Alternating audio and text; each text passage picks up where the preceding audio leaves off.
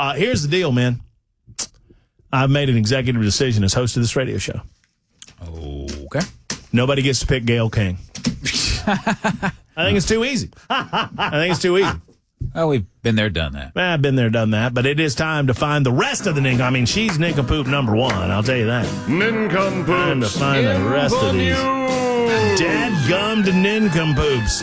We search the globe all over these United States of America, right here in our home state of Tennessee, to find the Nincompoopery where it exists, where it lives, where it breathes, and we present it to you. It's Nincompoops in the News every day at this time on Super Talk 99.7 WTN. You get to vote.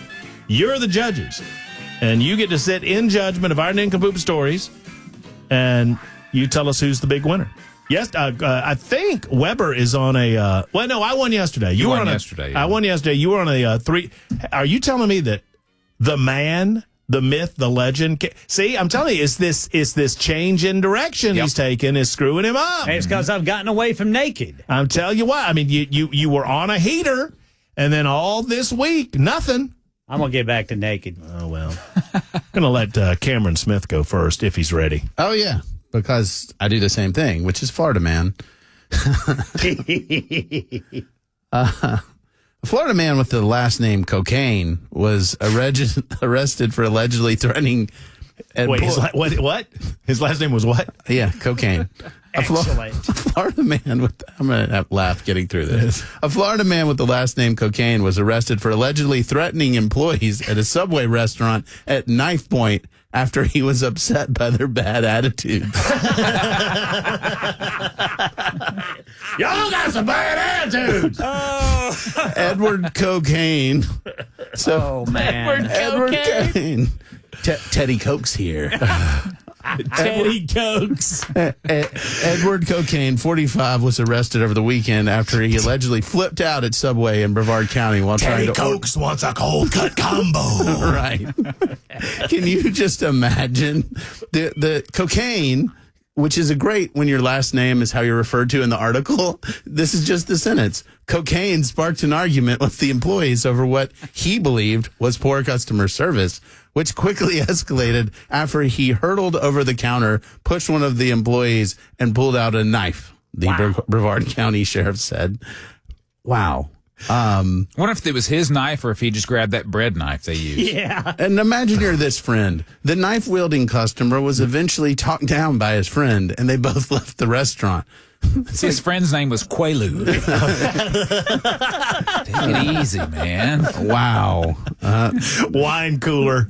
And the end of the thing is, no employees were injured, but local authorities were soon notified about the alleged threats. The Subway staffers turned over the security footage, which captured every move Cocaine made in the store, the cop said.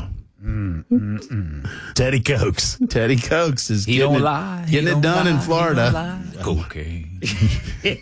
That's awesome. Let me tell you, it get dicey working at Subway. I worked at Subway before Waffle House in college. And for some reason, and I don't know if it was because of my predecessors, I always assumed that there were shenanigans going on because there were people that came into Subway. I was the third shift guy. Every day came into Subway asking for free sandwiches. Every day, people would come in, go on, give me a free sandwich. I'm like, no, I'm not giving you a free sandwich. What are you talking about? It's like, come on, you got food back there. Just make me one. They won't know. I'm like, no, I'm not. That's not how any of this works. Yeah. Eventually, they kind of filtered out. But I never had a Teddy Cocaine. They probably walked into each store just to see what they could get for free. Maybe so. I'll find somebody that'll give him something. Yeah. Just to get rid of them. All I know is that they didn't take very good inventory at that Subway because at my apartment back at Wood Glen apartment complex, we had lots of blocks of cheese and lots of stacks of salami. Yeah. I don't know. You wouldn't give that guy a free sandwich. No, you got to earn it. You got to wear the sandwich artiste. That's exactly right. You got to. And we didn't wear. That was before gloves. Why? We washed. Sure, you did. We washed. We had a sink. There's water. Also smuggling lunch meats. Just saying. You do what you got to do, Mr. Weaver. All right. This is out of the great state of Pennsylvania. A school nutrition administrator has been arrested for committing a terribly unappetizing act inside a beer cave at a Pennsylvania convenience store. Police say store security footage showed the suspect, quote, pushing a case of beer back on the shelf, pulling her pants down, and doing the deed. Grief. Then leaving. 47-year-old Crystal Goss was arrested for open lewdness, criminal mischief, disorderly conduct, and for the little present that she left, creating a hazardous and physically offensive condition. She defecated. Oh, I think we got it. I think we had it. According to the complaint, which does not indicate why Goss allegedly used the beer cave as her toilet, about $80 worth of beer had to be discarded. Okay. Goss lives about a mile from the store and is the director of food and nutrition for the local school district there in Pennsylvania. Wow. So it's a pooper in Ken Weaver's Nincompoop. Yeah, that's pretty good, Mr. Weber. I got nothing that bad. All right. The alleged con in this story began back on March 11th. A man found a flyer on his car for a tarot card reading, and he called the number. He spoke with a woman and agreed to a tarot card reading session for $20. 2 days later, on March 13th, the man went to an apartment to meet Carmen Valdez de Miguel, who reportedly referred to herself as Maria Rodriguez. During the reading, Valdez de Miguel allegedly told the man he needed a, quote, deeper spiritual cleansing procedure that would cost him between $600 and $700. She couldn't put a pinpoint on that one. Trusting her advice, okay, the man agreed to a partial payment and transferred $200 through the payment processing app Zelle. Goodness. He then returned to the apartment and met with Valdez de Miguel again on March 14th for the spiritual cleansing session that he had been prepaid a portion of. The report detailed that Valdez de Miguel then asked the man during the session about his available bank balance, where he reportedly told her he had about $8,000 available. Oh. I wonder who the Nincompoop's going to be in this one. I can only imagine. Following the man's response, she then allegedly asked him to bring the full amount next time and assured him that if she were to use the money in the ritual, it would double and she would return it to him the same day. Okay. The man All right. then returned to the apartment with $3,000 in cash. I guess that's all he could get his hands on. Where Valdez de Miguel placed the money in a bag with some eggs. With some eggs. Yeah. During the ritual, the report states that the bag was broken, and upon opening it, the man claimed all that was left inside were broken eggs and worms. Get mad at them damn eggs. Yeah. The man told authorities that Valdez de Miguel appeared to be startled by what was in the bag, but when he asked for his money back, she claimed she couldn't do so because of her state of mind. She then assured the man that his money would be returned the next day. Yeah. Well, the man had then made multiple attempts to contact her following the encounter, but she refused to return the money, saying that she asserted that the funds were part of the ritual and could not be released until the candles extinguished on their own. What? Yeah. She was then taken into custody. Officers then gave her the opportunity to return the money, but she denied knowing the man and also gave a fake name during the arrest.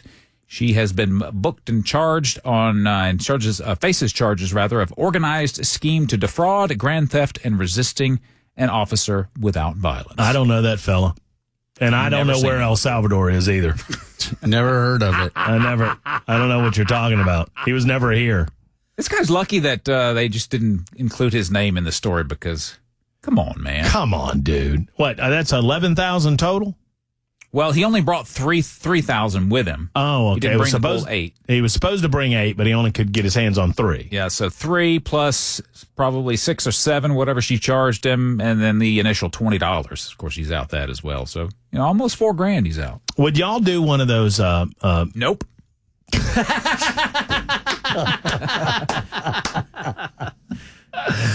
I've done one of those. And it was exactly what you thought it would be. Yeah. A load of BS. Just a load of garbage. I'm seeing somebody in your past that you were close to. Is my mom? Yeah, your mom. Yeah. Your mom. She says, son. I mean, yeah. I mean, we did a like a tarot deal on the streets of New Orleans years ago, outside of the house of voodoo or whatever the hell it was. But all I know is Teddy Cokes. Teddy Cokes, baby. I mean, all right, mine. I don't even claim that mine's a winner, but mine is something that you need to know about. But I've been fascinated by this for a while. It is called the Doomsday Buzzer. Are y'all familiar with the Russian Doomsday radio station called the Buzzer? Oh yeah, I saw this. Well, it has been around for a long, long time, and I've done some deep dives on YouTube and on the web about this thing. It was supposedly used by the KGB during the height of the Cold War. It was radio station UVB 76. It has been continuously buzzing since the late 1970s, although no one is willing to admit how it buzzes or who maintains it or who controls it. Someone does, but no one will say who or why or when. On April 15th, the Doomsday radio signal gave us 4 words. Had not done so in, some say, years. There are people that monitor this UVB 76. According to logs, which monitors its activity, the Doomsday radio station on April 15th signaled 4 words. Obviously, these are words in Russian.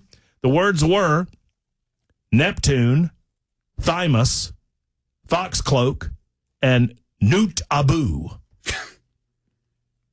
Sweet. Okay. While no one knows what these eerie signals indicate, speculations are that they are linked to a secret military operation or even nuclear protocol. UVB 76 transmits on the frequency 4625 kilohertz and is characterized by an eerie sound that buzzes 24 hours a day, 7 days a week. The shortwave station usually emits nothing but a static buzz until something huge like a nuclear attack is about to happen, it is said. In February, the radio station sent out 25 messages within 24 hours. Some of the words broadcast were synopsis, boulevard, coarsening, Volcaron, and there's one word that begins with a B that the Sun newspaper won't tell me what it is. They just dotted out. I'm assuming that's BS, just the full word. But anyway, many believe it's a military communication tool. Some say that it is not controlled by the Russians any longer, and that it. Oh, do you have it? Yeah, this is the sound it makes. Weird. I like it. That's like Creepy. Stranger Things. Yeah, very creepy. Yeah. Run it backward. Professor David Stupples, a senior researcher in electronic warfare, first heard about the mysterious Russian radio frequency in the 1990s. He explained to the Sun newspaper that the UVB 76 is a high-frequency band known as HV, is available to listen to across the entire Russian territory. The advantage, according to experts, the signal can be transmitted and heard without satellites or without internet. So the Russians using some old-school technology to transmit several words to include, wait for it, Nootabu. Nootabu. What is Nootabu? I don't know. Nootabu. Is there no English translation for that word? No, I think that is the English translation. Oh. Okay. Well, dadgummit, I've lost the other words. Hold on a second. Neptune, Thymus. Oh, thank Thymus. you. And Nootabu. Nootabu. Foxcloak. Foxcloak. Nootabu. I don't know. The Nootabu's my favorite because it sounds dirty. Yep. A little bit. There's your Nincompoop's in the news on Super Talk 99.7 WT, and you may vote. Cameron, Ken, Chris, Matt,